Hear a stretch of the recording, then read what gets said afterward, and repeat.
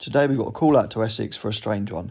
This customer's shower has been bubbling whenever he flushes his toilet or runs his basin, but everything appears to be getting away.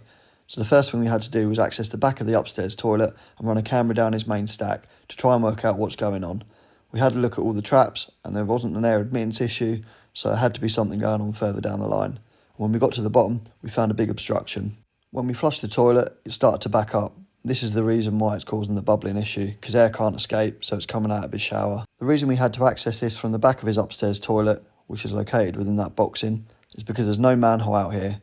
There's a hidden one somewhere, but we can't get any access into it. We sent our camera down this other foul manhole with a sonde on the end, which emits a pulse. This enables us to pick it up above ground with this scanner, and when it moves all the way to the right, we know that we're there. And that's exactly where it is, underneath that slab. Next, we gently ground around the slab, popped one of the little bricks out next to it to enable us to get underneath it. After a good hour of digging and breaking through all the roots, we managed to find it directly underneath where we scanned. What a result. Now we've got to get access into the chamber so we can get into the line and clear that toilet stack. Once we did lift the chamber lid, we found that the manhole itself was in a really poor condition. It's amazing how destructive these trees can be. The roots have grown right down the side and split the concrete in half. When we put our camera into the drain, we found that it ran through to another neighbouring drain, and our toilet pipe was actually coming in on a branch connection, which makes it really difficult to access because we have to get a rope and pull up it just to make things harder. After an hour of jetting, we managed to get the bag into the main run so we could get our bomb jet on and finish it off. And when we pulled it out, we realised it was a bag of cement. We weren't sure how it got in there, but it's quite common for builders when they're doing refurb work to put these over the end of pipes, so we assumed that is what had happened. But when we cameraed again afterwards, we found a second one. Now it was starting to get a bit strange. We managed to get a jetter on this as well and pull it out the same way as the other one.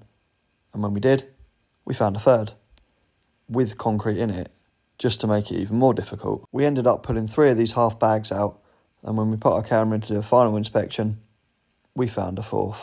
We were jetting this for just over 2 hours, and we ended up getting 6 of these half bags out. We couldn't work out where they'd come from until we did our final inspection. So it appears that when they've laid all these slabs, whoever's done it found a manhole right next to the building, serving that upstairs toilet. And what they've done is they've plugged this hole up here, which is a little manhole, which has also been hidden, with 6 bags that have fallen in over time. Because they're completely blocking the system, that means that no air can get out when he's flushing his toilet. We gave everything a good clean down, but left the manhole accessible, as Anglian Water are going to have to come and build this one back up because they own it and it's on a shared system. It's a result because it means we don't have to do it, and also the customer hasn't got to pay anything. Cheers for watching. Catch you all on the next one.